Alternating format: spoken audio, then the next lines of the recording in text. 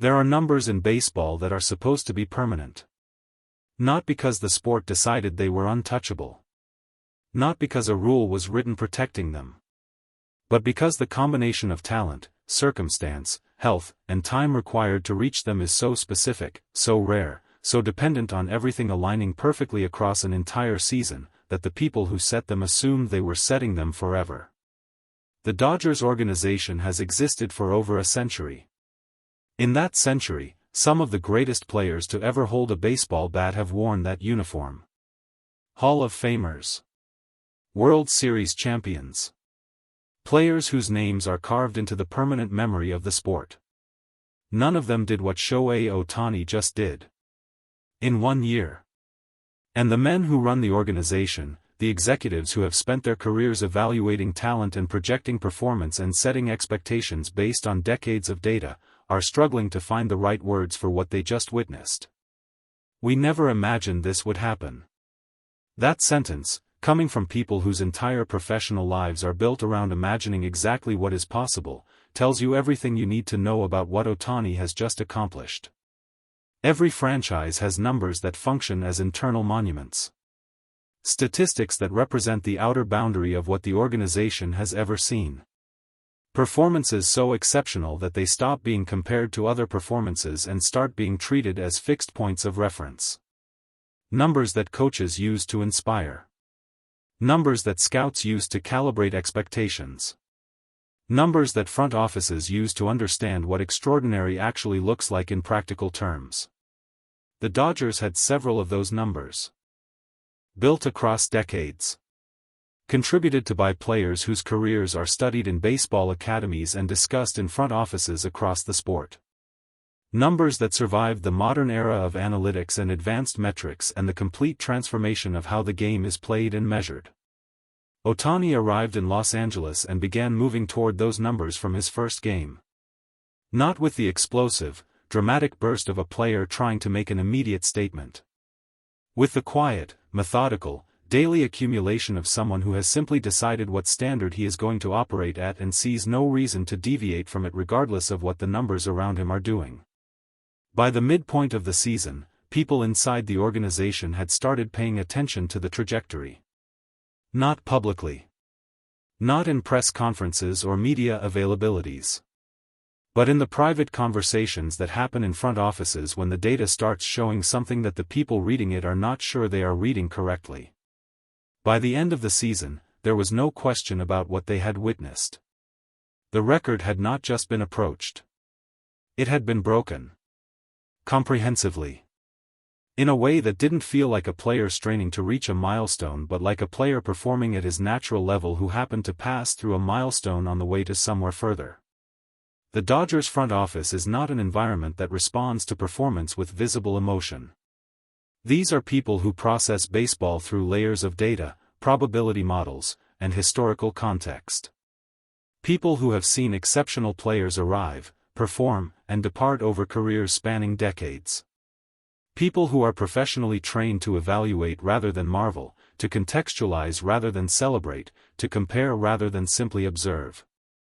When those people stop contextualizing and start simply watching, you know something genuinely unprecedented is happening. Multiple sources within the organization describe a season in which the internal conversation about Ohtani shifted gradually but unmistakably from analysis to something closer to awe.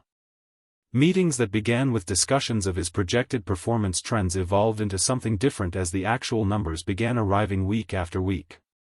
The models that the analytics department had built to project his contributions were revised upward multiple times across the season. Each revision came with the same uncomfortable acknowledgement. The previous projection had underestimated him. Again. One senior official, speaking with the careful restraint of someone who spends their professional life not wanting to sound like they are engaging in hyperbole, reportedly told colleagues midway through the season that what they were watching did not have a useful historical comparison. That the frameworks they had built to evaluate performance, frameworks constructed from the richest dataset in the history of the sport, were not quite adequate for what Ohtani was producing. That is a remarkable thing for a baseball executive to admit. And it is the kind of admission that only happens when the evidence leaves no alternative. To understand why the Dodgers organization responded the way it did, you have to understand what the numbers actually represent. This is not simply a player having a career year. Career years happen. Players peak. Circumstances align. A hitter finds a mechanical adjustment that unlocks a new level of production for 12 months before pitchers adapt. A pitcher discovers a new grip that adds movement to a pitch for one season before hitters catch up. Those are career years. They are impressive. They are celebrated. And then they are contextualized correctly as peaks within a career arc rather than evidence of a new permanent standard. What Ohtani produced is categorically different.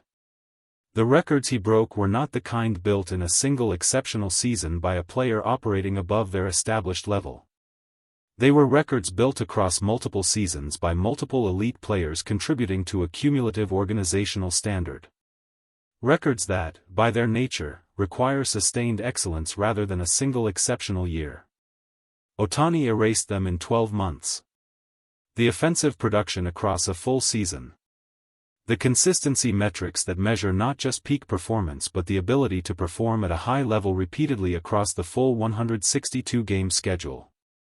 The advanced statistics that separate genuine production from the results of favorable conditions, lineup protection, or ballpark factors. Across every meaningful measure, the numbers tell the same story. This was not a player having the best year of his career. This was a player performing at a level that the organization had never previously encountered in any player across any year in its history. Numbers without context are just numbers. The story behind Ohtani's record-breaking season is not found in the statistics themselves. It is found in the daily routine that produced them. In the preparation that preceded every game. In the decisions made before the season even began that created the conditions for what unfolded across it.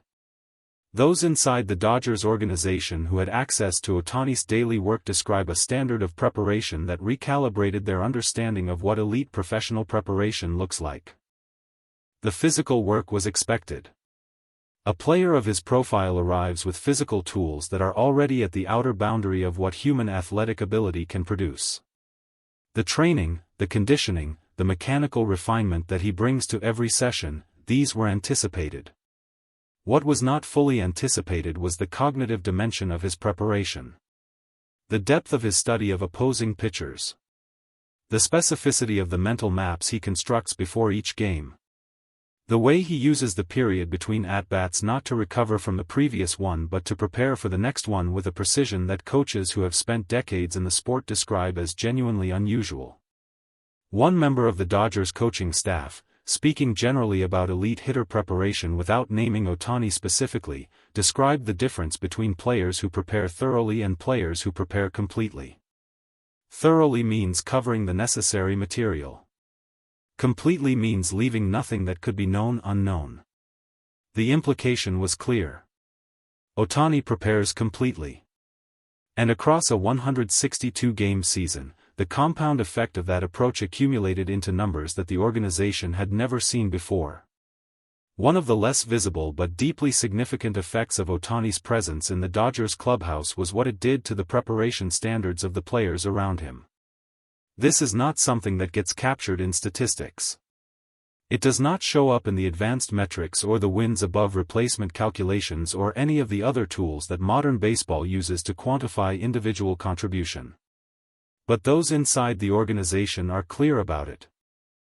When a player of Ohtani's caliber operates at a specific standard of daily preparation, that standard becomes visible to every other player in the environment.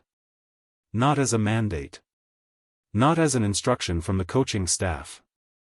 But as an ambient reality that everyone in the building is aware of and that, consciously or unconsciously, influences how they approach their own work. Players who had established pre-game routines found themselves extending them.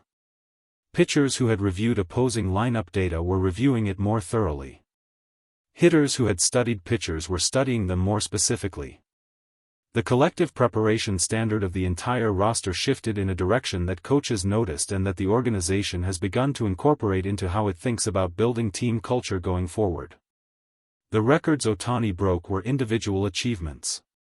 But the environment he created around those achievements was a team contribution that doesn't fit neatly into any statistical category. There is a particular quality to the way Dodgers officials have spoken publicly about what Ohtani accomplished this season. It is not the managed enthusiasm of an organization celebrating a good investment. It is not the careful optimism of executives protecting their public statements against future disappointment. It carries the specific weight of people who have spent their professional lives developing calibrated expectations and who are now, somewhat uncomfortably, acknowledging that their calibration was insufficient. "We never imagined this would happen." That phrase is worth examining carefully. These are people who imagined it more rigorously than almost anyone. Who built statistical models projecting his performance range.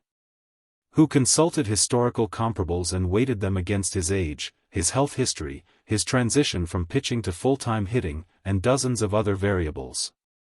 Who arrived at projections that were already aggressive by any normal standard. And still fell short of what actually occurred. The significance of that gap, between the most optimistic projection from the most sophisticated analytical operation in the sport and what Ohtani actually produced, is the clearest possible measurement of how extraordinary the season was. When the people who expected the most from you are the ones most astonished by what you delivered, you have done something that transcends expectation entirely. The Dodgers franchise stretches back across more than a century of baseball history. In that time, the organization has been home to players who defined entire eras of the sport. Players who rewrote record books at the national level, not just the organizational one. Players whose careers are studied as foundational texts in the history of baseball. The organizational records that Ohtani broke were not peripheral statistics. They were not obscure categories that survive because nobody thought to challenge them. They were core performance metrics, the kind that measure what elite production looks like over the full duration of a season, built by players who themselves were setting standards that were not expected to fall. The fact that Ohtani broke them in his first year with the organization is the detail that keeps surfacing in every conversation about what the season meant. Not in his prime. Not after several seasons of acclimating to the organization's systems and building toward a peak. In year one. While simultaneously adjusting to a new city, a new organization, a new supporting cast, and the specific pressures of a contract that made him the most scrutinized player in the sport before he had thrown a single pitch or taken a single swing in a Dodgers uniform. Historical context makes numbers meaningful. And the historical context surrounding these numbers makes them remarkable in a way that the statistics alone cannot fully convey. The natural question, the one that every executive and analyst and observer is now sitting with, is what comes next. A player who breaks franchise records in year one of a long-term contract has created a specific kind of expectation problem. Not the problem of underperformance, but the problem of a standard so high that anything less will inevitably be framed as a step backward even if it would represent extraordinary achievement by any objective measure. The Dodgers organization is aware of this dynamic. But those inside it who have watched Ohtani work, who have seen the daily routine that produced this season, who understand the foundation that the numbers were built on, seem less concerned about this than outside observers might expect. Because the records were not the goal. They were the byproduct. The goal, as it is every day for Ohtani, was the preparation. The routine. The complete and meticulous approach to each game, each at-bat, each moment of the season. The records emerged from that approach the way production always emerges from genuine elite process. Not as a destination reached but as a natural consequence of the standard maintained. If that standard is maintained, and everything the organization has seen suggests it will be, then the conversation about what is possible in year two is one that even the most analytically cautious voices inside the Dodgers front office are having with something that sounds, carefully and quietly, like excitement. A century of Dodgers baseball. A roster of legends whose contributions built the franchise into what it is. Records accumulated across decades of competition at the highest level of the sport, set by players who had every reason to believe those records would outlast their careers by generations. Shohei Ohtani arrived and broke them in 12 months. The executives who spent years building projections for what he might accomplish are now revising their frameworks entirely. Not because their analysis was poor, but because the subject of their analysis operates outside the boundaries that their frameworks were designed to contain. We never imagined this would happen. That sentence will follow this season forever. Because it captures something true and important about what Ohtani represents in this sport right now. He is not performing within the limits of what baseball has established as possible. He is performing at a level that forces those limits to be renegotiated. Every season. Every record.